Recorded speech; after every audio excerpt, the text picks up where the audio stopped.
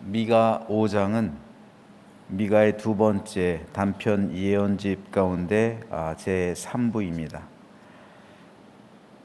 5장은 세 부분으로 구성되어 있는데 1절에서 6절은 말일의 한 위대한 왕의 탄생과 구원 사역에 관해서, 그리고 7절에서 9절은 말일의 만민 중에 뛰어난 선민의 축복과 승리에 대해서, 그리고 10절에서 15절은 말일에 있을 여호와의 선민 정화와 심판 사역에 관해서 예언하고 있습니다. 이 가운데 가장 중요한 말씀이라 할 수 있는 것이 미가서 5장에는 예수님 탄생에 대한 예언이 기록되어 있다는 것이죠. 미가서 5장 2절입니다. 베들레헴 에브라다야, 너는 유다 족속 중에 작을지라도 이스라엘을 다스릴 자가 네게서 네게로 나올 것이라. 그의 근본은 상고에 영원에 있느니라. 지난 주일에 이 부분에 대해서 설교했는데 성찬 예배를 드리다 보니 시간이 많이 흘러서 절반도 채 하질 못했습니다. 그럼에도 2부 예배 때는 12시 10분이 넘어서 끝났어요. 그래서 나머지 부분에 대해서 이번 주일에 따로 또 더 설교를 하려고 합니다. 오늘은 이 말씀에 이어지는 3절에 대해서 살펴보겠습니다. 그러므로 여인이 해산하기까지 그들을 붙여두시겠고 그 후에는 그의 형제 가운데 남은 자가 이스라엘 자손에게로 돌아올 것이다. 여기서 우리가 먼저 주목해 봐야 할 단어는 그러므로입니다. 그러므로는 2절의 결과로 인해 생기는 그 일을 표현하는 접속사죠.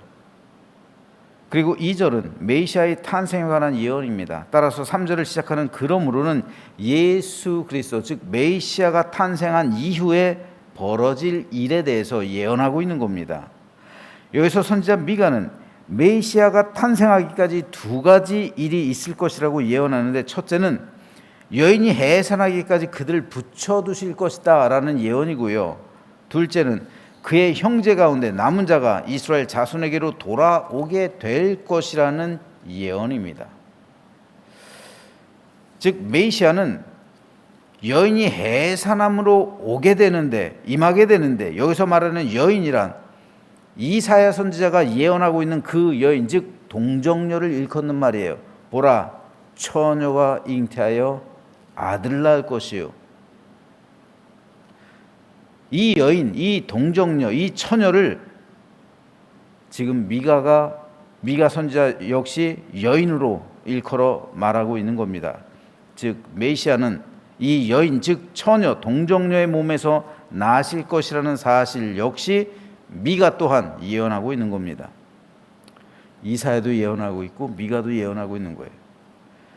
그런데 여기서 중요한 것은 동정녀를 통해 메시아가 이 땅에 탄생하기까지 그들을 붙여두시겠다라고 예언하는 거예요. 여기서 그들이란 물론 이스라엘 백성들이죠. 그리고 그들을 붙여두신다고 말하는데 이 부분이 굉장히 중요해요. 자, 이해를 돕기 위해 이 부분에 대해서 세번역 성경으로 이 부분 3절을 읽어보겠습니다. 그러므로, 여기서도 그러므로가 나오죠. 그러므로 주님께서는 해산하는 여인이 아이를 낳을 때까지 당신의 백성을 원수들에게 그대로 맡겨두실 것이다. 그 뒤에 그의 동료 사로잡혀 가 있던 남은 백성이 이스라엘 자손에게로 돌아올 것이다. 동정녀를 통해 메시아가 이 땅에 오시기까지 이스라엘 백성들은 원수들의 압제 아래 있게 될 것이다 라는 사실을 미가 선지자는 예언하고 있는 거죠. 자, 실제로 미가 선지자가 이 예언을 하고 나서 114년 후에 남유다가 멸망해요. 미가는 주전 700년에, 보통 미가서를 주전 700년에 기록됐다고 보는 것이 대부분의 학자들의 견해예요. 주전 700년. 주전 700년에 이 미가서를 기록했다면 주전 586년에 남유다가 멸망했으니까 미가서를 기록하고 나서 114년 후에 멸망한 거예요, 남유다가. 그리고 남유다가 멸망하고 나서 예수 그리스도께서 서기 1년에 오셨으니까 정확하게 역사적으로는 주전 4년이라고 대부분의 학자들은 말하는데 약 600년 만에 나라가 멸망한 지 600년 후에 예수님이 탄생하신 거예요. 즉 586년 이후로 약 600년 동안 유대민족은 독립하지 못했다는 거예요. 나라가 멸망한 이후로. 그리고 이방민족의 식민지가 돼서 나라와 주권과 영토를 잃은 채 그 세월을 흘러 보냈다는 거예요. 여러분, 우리 민족은 일제 36년의 식민지 경험으로 인해 치를 떨며 억울해하는데 이스라엘 민족은 메시아가 탄생하기까지 나라가 멸망한 지 무려 600년. 그 600년 동안 나라 없는 서름 속에서 식민지 상태로 보내야만 했던 겁니다. 그런데 하나님께서는 미가 선지자를 통해 유다 민족으로 원수들의 손에 그대로 맡겨둘 것이다. 방치해둘 것이다. 그들이 기도해도 그들이 간구해도 들어주지 않을 것이다. 지금 예언하고 있는 거예요. 미가 선지자가 이 기록을 쓴 게 700년이니까 주전 700년이니까 무려 700년 동안이나 하나님께서는 이스라엘 민족을 그대로 원수들의 손에 둘 것이다 라고 예언하고 있는 거예요. 메시아가 탄생한 이후에야 비로소 그들의 동포와 사로잡혀 간 자들이 돌아오게 될 것이다 약속하시는 겁니다. 메시아가 탄생하고 나서 비로소 회복될 것임을 하나님은 말씀하시는 겁니다. 메시아가 탄생하면 에덴 동산이 회복될 것이고 그때로부터 하나님 나라가 회복되어서 천국은 침노하는 자들의 것이 될 것이다 약속하시는 거예요. 그래서 먼저는 이스라엘 백성들이 진정으로 하나님의 백성으로 회복될 것임을 예언하는 겁니다. 이미 이때부터 하나님께서는 구원을 준비하시는 거예요.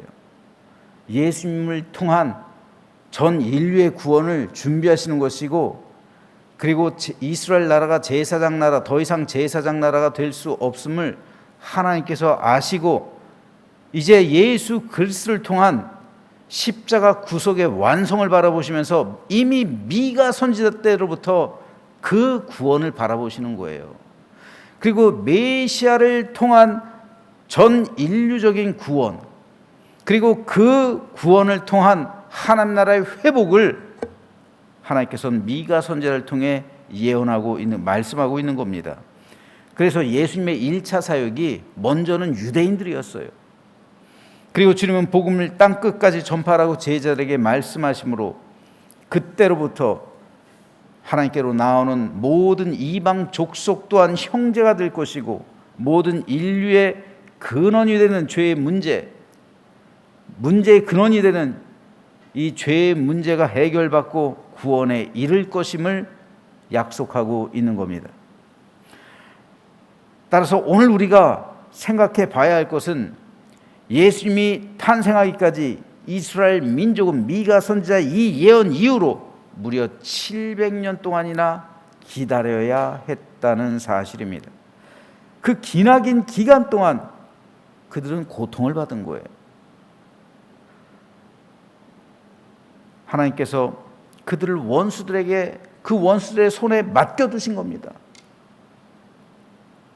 그들이 기도하고 간구해도 곧바로 응답하지 않으시고 이 기간이 차기까지 기다리라고 말씀하신 거예요. 여러분, 말이 700년이죠. 700년이면 우리나라에서는 왕조가 2번 바뀐, 그렇죠? 거의 2번. 우리나라는 왕조가 좀 길어요. 전 세계적으로도 굉장히 드문 일이에요. 왕조가 이렇게 긴 나라는 드뭅니다. 유럽 같은 데는요, 뭐 몇십 년 만에 한 번씩 휙휙 바뀌니까 700년이면 엄청난 그런 역사의 길입니다. 그런데 유대 민족이 700년 동안이나 고통을 당하는데 하나님께서 그거를 그대로 내버려 두셨다는 거예요. 바로 이것이 선민이 감당해야만 했던 사역의 무게입니다. 선민의 무게. 여러분, 선민은 권리만 주어진 게 아니에요. 선민에게는 축복만 주어진 게 아니에요. 그 축복과 권리에 못지않게 책임과 의무와 사명 또한 주어진 겁니다. 이것이 바로 700년의 기다림이에요. 700년 동안의 고통이고 기나긴 세월의 연단입니다. 이런 게 선민이라면 어떤 민족이 선민을 자처하겠습니까? 여러분, 700년 동안 나라가 없이 식민지 상태로 지내야 하는 게 선민이라면 누가 선민을 자처하겠어요? 그런데 바로 이것이 오늘 우리의 모습이기도 해요. 우리 역시 신약시대 이후로 또 다른 선민이 되었기 때문에 그래요. 구약시대는 이스라엘 백성들이 선민이었죠. 하지만 신약시대 이후로는 교회가 이스라엘 나라를 대체하죠. 그리고 성도들이 이스라엘 민족을 대체하고 있는 거예요. 즉 우리가 신약시대 이후로는 믿는 믿음의 백성들이 선민이란 말입니다. 그렇다면 선민에게는 분명 하나님으로부터 임하는 축복과 권리가 있어요. 이것이 우리 그리스도인들에게 너무나도 중요한 것이죠. 우리에겐 축복이 있어요. 그리고 권리가 있어요. 하지만 그에 따른 책임과 의무와 사명 역시 있는 거예요. 많은 교회가 성도의 축복과 권리만을 강조해요. 틀린 것은 아닙니다. 하지만 책임과 의무와 사명을 도외시한 채 축복과 권리만을 강조한다면 그건 잘못된 거예요. 이스라엘 민족은 예수님이 탄생하기까지 700년을 기다리며 고통을 견뎌내야만 했습니다. 이것이 선민의 무게예요. 신약시대 이후로 오늘에 이르기까지 하나님의 교회는 예수님이 다시 오시기까지 지금 2000년을 기다리고 있으며 고통을 견뎌내고 있는 거예요. 그렇죠? 신약시대 이후로 하나님의 교회 지금 2000년 동안 기다려 오고 있잖아요. 예수님의 다시 오심을, 다시 오시기까지 2000년을 기다리면서 세상이 주는 고통, 그 많은 압박과 억압을 견뎌내고 있는 거예요. 여러분, 죄악과 싸워서 성도가 이겨내기가 보통 힘든 게 아닙니다. 여러분, 악과 한번 싸워보세요. 우리 성도들 세상에서 살아갈 때 얼마나 죄악된 일들이 많습니까? 그 삶의 무게를 성도들이 지금 버텨내고 있는 거예요. 하나님의 교회가 그 성결의 능력으로 그것을 이겨내는 것을 지금 버텨내고 있는 것인데 그 과정 가운데 얼마나 힘이 듭니까? 세상 사람들은 교회를 손가락질하죠. 여러분, 교회가 그러냐고 그러죠. 네가 목사냐고 그러죠. 네가 장로냐, 네가 권사냐, 네가 집사냐고 그러죠. 너 교회 다닌다며. 이런 모든 죄악된 사람들과 사회와 이 세상과 맞서서 우리가 싸울 때 이 죄악으로 인해 고통당하고 괴로워하고 몸부림칠 때가 한두 번이 아니죠. 근데 이 기나긴 세월 동안 하나님의 교회는 이러한 죄악으로 인한 고통 가운데 시달려야만 했던 거예요. 마치 700년 동안 나라 잃은 서름과 억울함으로 인해서 이스라엘 민족이 고통을 받았던 것처럼 하나님의 교회 역시 2000년의 역사 속에서 힘겹게 그렇게 살아오고 있는 거예요. 그리고 성도도 그 고통의 무게를 견뎌내야만 했던 겁니다. 그리고 오늘 우리 역시 마찬가지예요. 예수님께서 다시 오실 그날을 기다리면서 우리 역시 이 세상에서의 압박과 억울함과 고통을 견뎌내야만 합니다. 그래서 내 사명 다하기까지 충성해야 되고요. 하나님께 헌신해야만 하죠. 하지만 우리가 그것을 이겨낼 수 있는 것은 하나님께서 우리와 함께 하심이기 때문이고, 성령께서 능력 주셔서 승리할 수 있는 힘과 용기를 주시기 때문입니다. 그리고 말로 닿을 수 없는 평강으로 우리를 붙들어 주시기 때문이고, 우리에게 참된 행복과 기쁨과 감사를 주시기 때문입니다. 이것이 또한 성도의 축복이요, 권리요, 능력입니다. 그러므로 강림절을 보내면서 우리가 이 시대를 향한 선민이 되었음을 반드시 기억하시기 바랍니다. 그래서 우리에게 하나님께서 분명히 생명을 약속해 주셨고 구원을 허락해 주셨고, 그것이 우리의 축복과 우리의 권리이지만 그와 동시에 우리에게 맡겨진 사명과 의무와 책임이 있음을, 선민으로서 감당해야 되는 이 삶의 무게가 있음을 우리가 기억하면서 하나님께서 맡겨주신 그 사명 온전히 감당해 내므로 주님께서 다시 오실 그때를 기다리면서 그때까지 온전하게 하나님께서 맡겨주신 사명, 책임 잘 감당하는 우리 모두가 되시기를 주님의 이름으로 축원합니다.